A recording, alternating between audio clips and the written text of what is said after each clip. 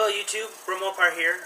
Tiger Lily unfortunately was unable to make it for this video, but she does send her best.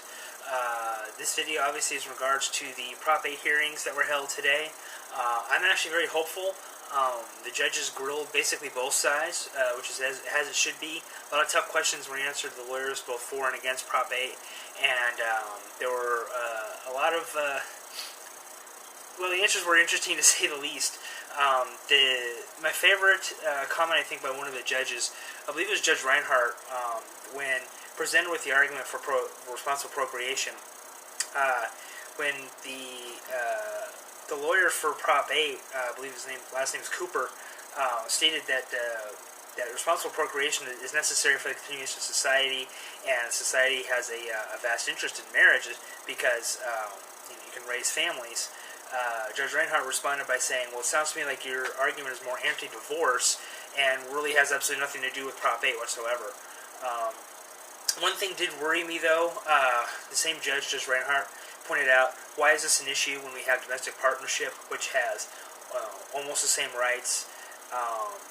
And that kind of bugged me because basically what he's saying is that the whole thing is unnecessary, and really it is unnecessary.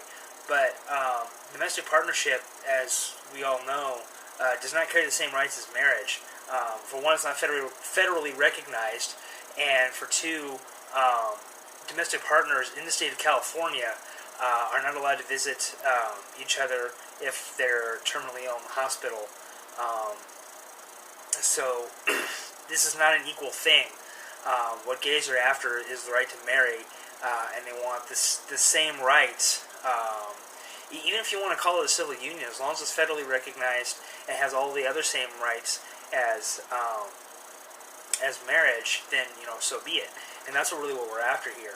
So that kind of worried me a little bit, but overall, I'm actually very hopeful. I think the trial is going very well for opponents of Prop 8, and I think very soon we're going to be hearing some really good things about this. The two key issues that are on the table right now. One, it's actually still being debated whether or not the backers of Prop 8 right now have the legal standing to appeal, since Governor Schwarzenegger and Attorney General Jerry Brown are not appealing it. The backers of Prop 8 were asked point blank, why did you not force them to appeal this? And the answer was basically, well, they're not going to, so we decided to go without them.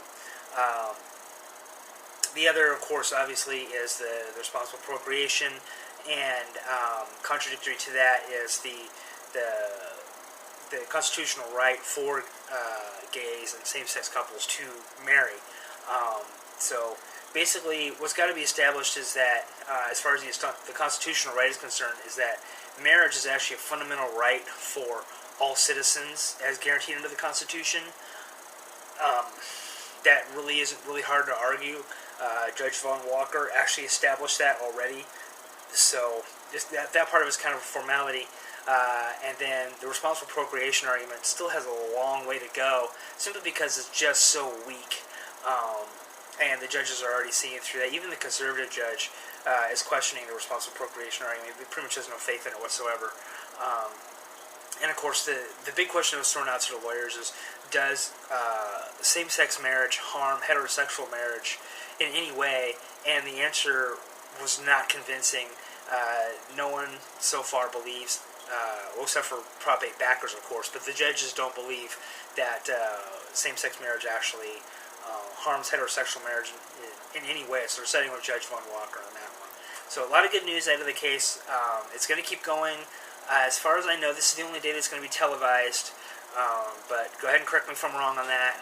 I know the U.S. Supreme Court voted 5-4 today against televising the entire thing, so only part of it's going to be televised.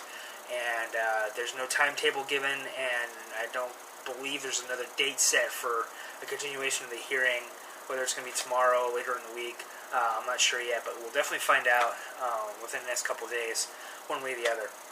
So keep your fingers crossed. Marriage equality in America is on our doorstep, and we just got to keep on fighting for it.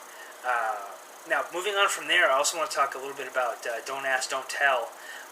Quite a bit of hypocrisy out of Senator John McCain, and this is why.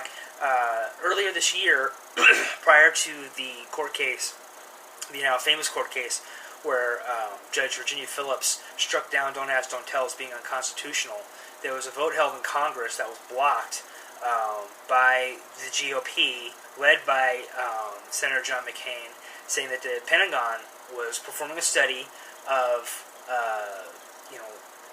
what kind of harm or what kind of trouble would it cause if Don't Ask, Don't Tell was repealed and gays were allowed to enter the military openly.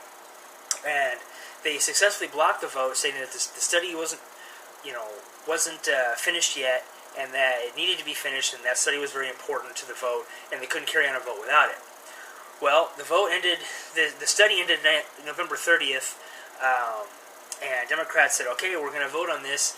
And John McCain stood up and said, "I'm questioning the validity of this study.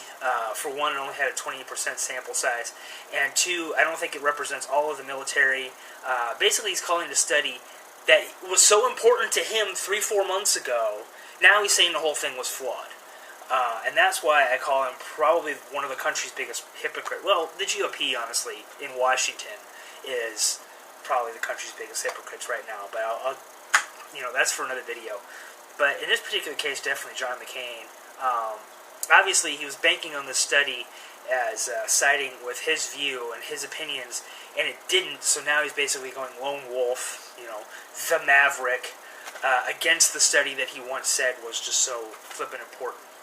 And because it didn't agree with him and didn't agree with his point of view, now he's going to try and just go ahead and establish his point of view as being correct some other way and make us all abide by it, whether we agree or not. Defense Secretary Robert Gates, President Barack Obama, and the Chairman of the Joint Chiefs of Staff, Admiral Mullen, are all pushing to say the Don't Ask, Don't Tell does not need to be in place anymore. It really never needed to be in place in the first place, and gays should be allowed to openly serve in the military. So, with any luck, this lame dick session of Congress we'll actually get to vote on it, but unfortunately, thanks to Senator John McCain, the GOP is sitting united against it. I know Joe Solomon-East of the Human Rights Campaign, I've spoken about him a lot. He started a letter-writing campaign. I personally signed a letter, and it's on my Facebook page, in one of the links. And if you can, sign it and send it to Congress saying, hey, look, Don't Ask, Don't Tell needs to go away. And give your story. If you're gay, you're straight, you know anybody who's gay, if you've ever been in the military, if you know anyone who's been in the military, gay or straight or otherwise, please tell your story to Congress. Let them know. Don't Ask, Don't Tell needs to go away. We need to vote on this now. I mean, you can vote on it now and save everybody a whole lot of heartache, or you can run the next year, 2 years, however long, in just utter chaos. Because even if the GOP blocks the vote, and then the next session of Congress in January, after the new politicians are sworn in, now we have the federal court case to deal with, because that's being appealed.